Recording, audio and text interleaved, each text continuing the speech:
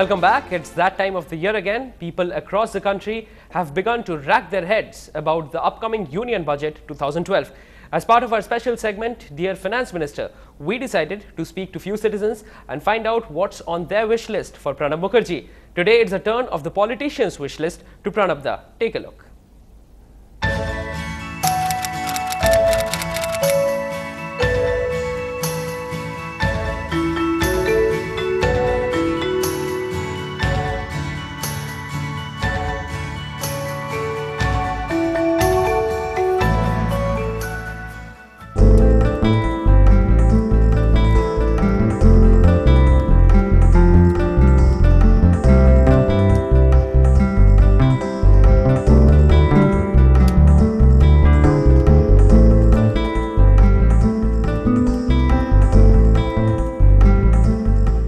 The concept of outcome budget was introduced by the then Finance Minister P. Chidambaram. Pandya-Rajan, an expert in the field of HR and the founder of MAFOI, wants the present Finance Minister too to implement this concept effectively. Here is a long wish list of Pandya-Rajan to his dear Finance Minister. Dear Finance Minister, I think the greatest challenge the country faces today is to reverse the fall in the growth rate. From 8.5% GDP, we've fallen to 6.9% last quarter, and the best case estimate seems to be 7.2% for this year. We need to figure out ways by which we can prime the economy again so that the GDP goes higher on the growth path. I think in the last year, unemployment rates in India have really increased. So we need to work on a budget which will be employment oriented, specifically something which will foster integration of this humongous number of labor laws.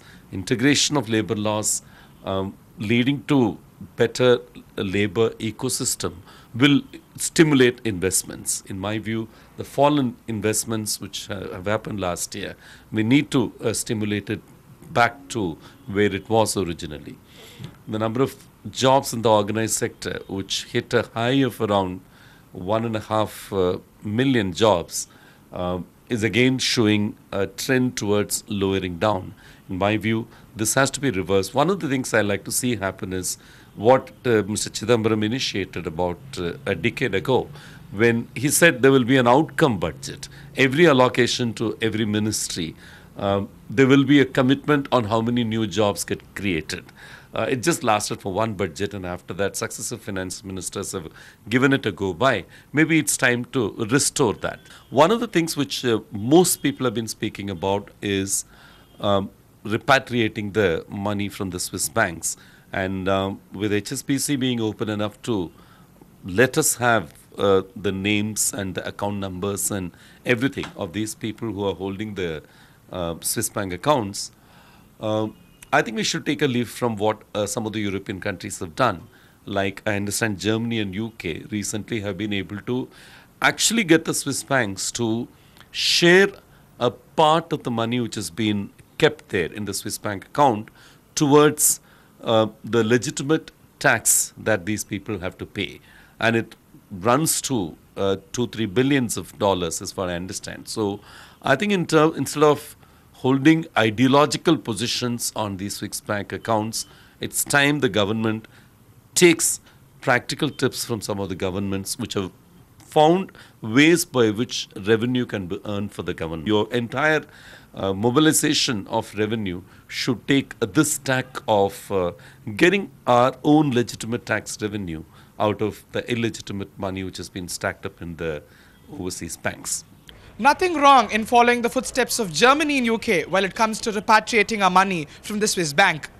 Create a better labor ecosystem and make this budget an employment-oriented one. These and many more featured in the wish list of Pandya-Rajan to his dear Finance Minister. With camera person Srinivas and Thiru, this is Hariharan for NDTV Hindu.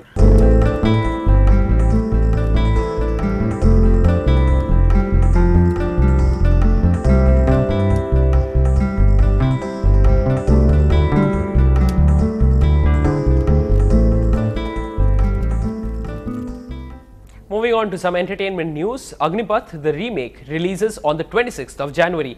An important release for Bollywood in general and Hrithik Roshan in particular. After Kites and Guzarish, this is Hrithik Roshan's first solo release. He spoke to NDTV's Sonia Singh on how the new hero of the new Agnipath wouldn't mind playing a villain in other films.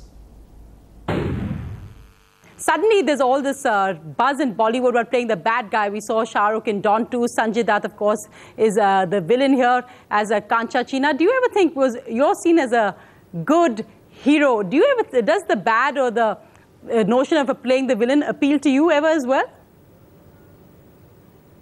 Actually, it depends on the kind of world. Like, I wouldn't mind playing the villain of Krish, as long as I'm also getting to play the hero. And that is actually something that I wanted to do because the villain's role is so entertaining in the film. But of course, once I saw Vivek perform it, I reserved my, I just knew that it's gone the right way. I should not have attempted that role. But an out, well, actors are basically explorers. You have to each his own. You have to explore your art as much as you can, and keep yourself from getting monotonous and bored. It's always fun. Like for me, it's really great fun to bounce off from one extreme, like maybe a Kites, and go into a Guzarish, and then come out and do a Zindagi Na Milegi Dobara, then an Agnipath, and then dive into Krish. So it's like, it's not. I'm sort of challenging myself, and it gets easier if I bounce off from one extreme to the other. Well, that's all we could pack for you in this bulletin. I'll see you again in half an hour's time for News Tonight. Stay tuned, keep watching NDTV Hindi.